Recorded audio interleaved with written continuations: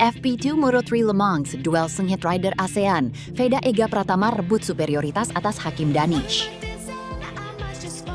Sesi latihan bebas kedua Moto3 Prancis baru saja usai, dan di balik catatan waktu yang fluktuatif, terkubur cerita menarik dari dua pembalap ASEAN. Veda Ega Pratama, rider muda Indonesia, meski digempur kesulitan teknis, berhasil menyabet posisi lebih baik dari rival regionalnya, Hakim Danish.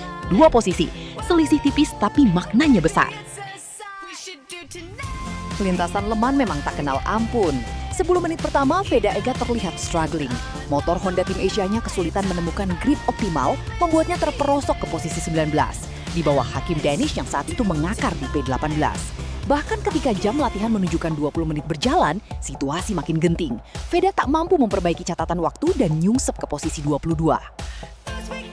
Tapi latihan belum usai. Di menit-menit krusial akhir, Veda dan tim mekanik tampilkan progres signifikan. Setup ulang, strategi berbeda, dan determinasi yang tak luntur. Hasilnya, Veda Ega finish di P20. Bukan podium, bukan top 10, tapi cukup untuk menyalip Hakim Danish yang melorot ke P22. Kemenangan kecil? Mungkin.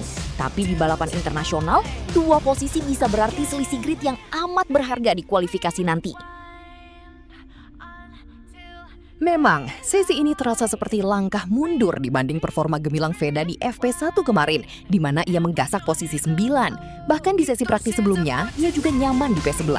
Sementara Hakim Danish, rider Malaysia itu justru lebih stabil di awal, P7 di FP1 dan P4 di praktis.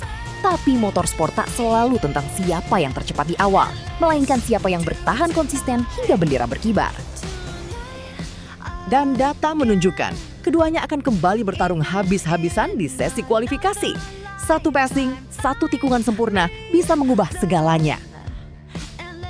Di luar drama FP2, Veda Ega tetap rider yang harus diperhitungkan. Posisi ke-6 klasemen sementara Moto3 2026 dengan koleksi 37 poin bukanlah cap isapan jempol. Debutnya di musim ini sudah mencatat sejarah. Podium ketiga di Brasil membuktikan bahwa Gunung Kidul bisa melahirkan warrior world class.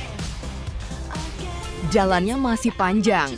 Maximo Quiles memang masih menguasai puncak dengan 90 poin, jauh melesat di depan. Tapi gap dari Alvaro Carpe 53 poin dan Adrian Fernandez 49 poin masih bisa dikejar. Apalagi Fernandez, sang pencatat waktu tercepat hari ini, baru saja membuktikan bahwa tahta bisa direbut kapan saja di Le Mans. Jadi, apa pelajaran dari FP2 hari ini? Terkadang, Anda tak perlu menjadi yang tercepat di lintasan. Anda hanya perlu menjadi lebih cepat dari rival terdekat Anda. Veda Ega Pratama memahami tugasnya dengan sempurna. Finish di depan Hakim Danish, amankan data berharga untuk kualifikasi, dan pertahankan mental juara. Le Mans akan semakin panas. Saksikan kualifikasi selanjutnya. Kalau kamu sampai di titik ini dan masih napas normal, kamu pasti nggak nonton dengan perasaan. Komentar di bawah. Menurut kamu, berapa lama lagi sampai Veda angkat trofi juara dunia? Like video ini kalau kamu bangga jadi orang Indonesia. Share ke teman-teman penggemar MotoGP. Dan subscribe karena kita akan terus update perkembangan Veda dan berita MotoGP terkini. Sampai jumpa di video berikutnya.